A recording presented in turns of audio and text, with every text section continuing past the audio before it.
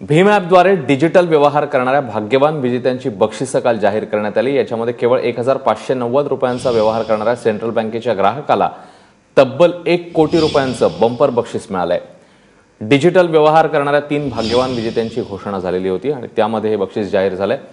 रीमा जावळे आपल्या प्रतिनिधी आपल्या सोबत आहेत। रीमा, या बक्षिसासंदर्भात तुझ्याकडे काय माहिती? अश्विन, आपल्याला माहितीच आहे 9 नोव्हेंबरला जेव्हा डिमॉनिटायझेशनचा निर्णय लागू झाला त्यानंतर 25 डिसेंबरला केंद्र सरकारने लोकांमध्ये डिजिटल पेमेंटची प्रॅक्टिस वाढावी म्हणून ही लकी ग्राहक योजना आणि व्यापाऱ्यांसाठी डिजिधन व्यापार योजना लागू केली होती।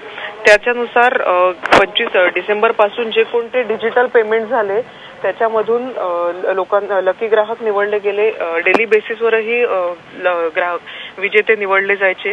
मात्र काल जो लकी ड्रॉ झाला ज्याच्यात 3 महत्त्वाचे विनर्स निवडले गेले, ज्यांना आपण सांगितल्याप्रमाणे 14 एप्रिल रोजी नागपुरात पंतप्रधानांच्या हस्ते बक्षीस दिलं जाणार आहे।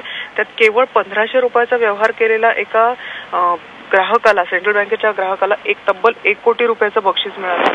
तर दुसरीकडे 350 रुपयाचा केवळ व्यवहार करणाऱ्या एका व्यापाऱ्याला, मर्चंटला 50 लाखाचं पहिलं बक्षीस मिळालं। अश्विन, रीमा, धन्यवाद या माहितीबद्दल।